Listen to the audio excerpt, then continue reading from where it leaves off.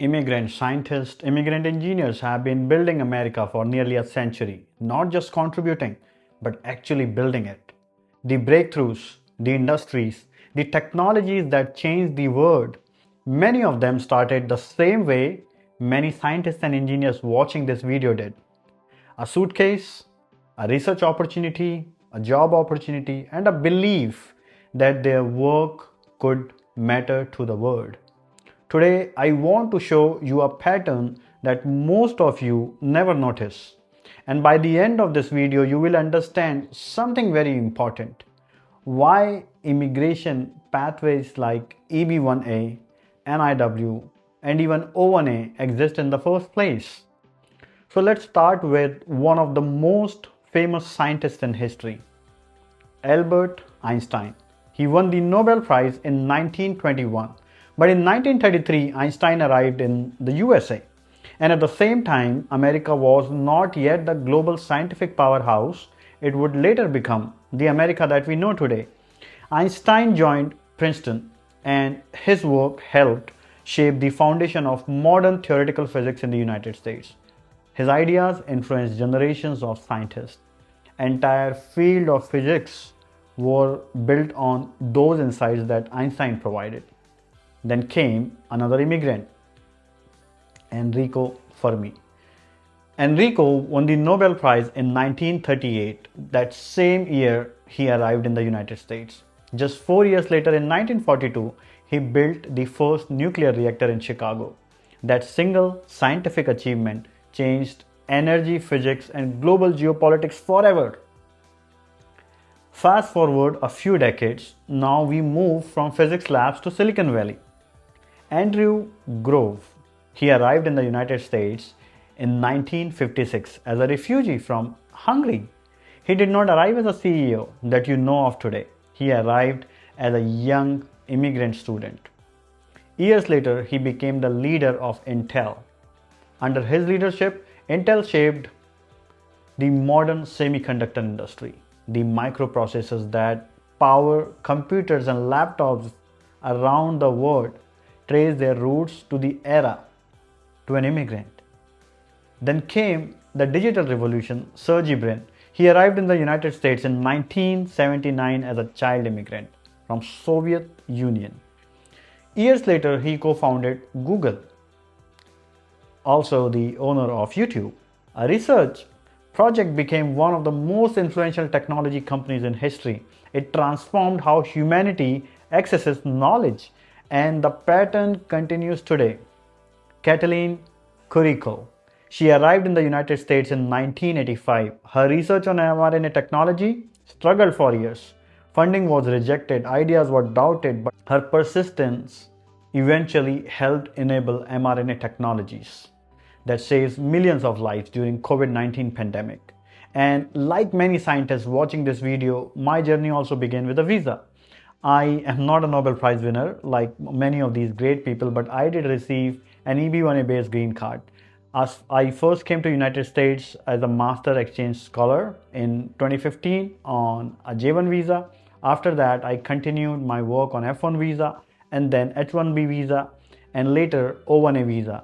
And finally, I received approval for NIW and finally EB1A after a round of RFE and rejection. That journey involved years of research, publications, and scientific work, but it also involved uncertainty, visa transition, and moments where the future felt unclear, like many of you might be feeling right now. And that journey has taken me from a master's student in 2015 to being hired as a global director of R&D in 2021 in a bioinstrument company, and then later a CEO of a biotech company in 2023. So when I say that these immigration pathways matter for scientists or engineers or professionals, I say it not just as an observer, but as someone who has walked that path like you are walking right now.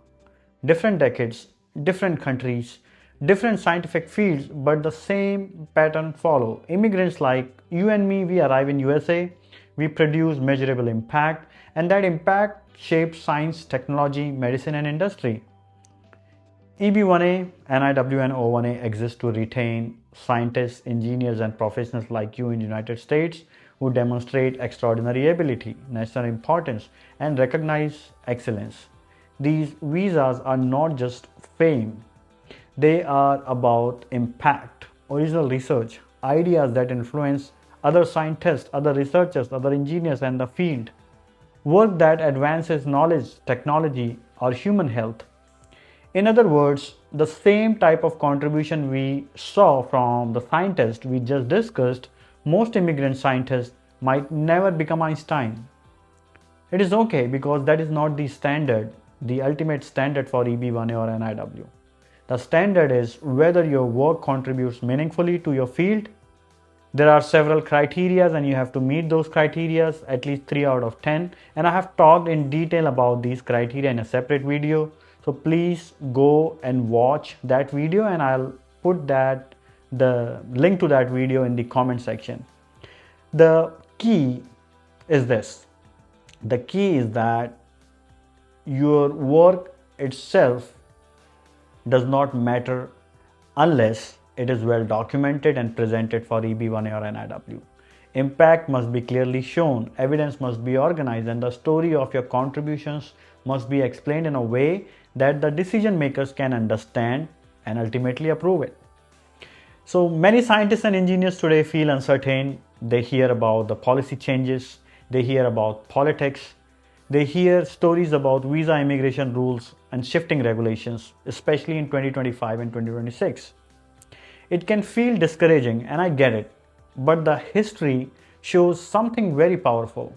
Policies change, politics changes, but talent always has a place in the world.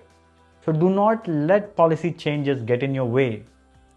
Do legal paperwork for EB1A or NIW and file it fast, because your talent matters, your work matters, and if you think you are really extraordinary, now it is the time to prove it.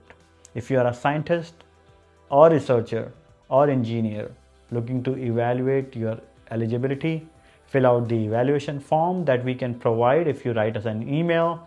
See the details of the email and our website in the description as well as in the first comment. I would like to say this: do take the first step towards aligning your work and continuing your legacy of impact.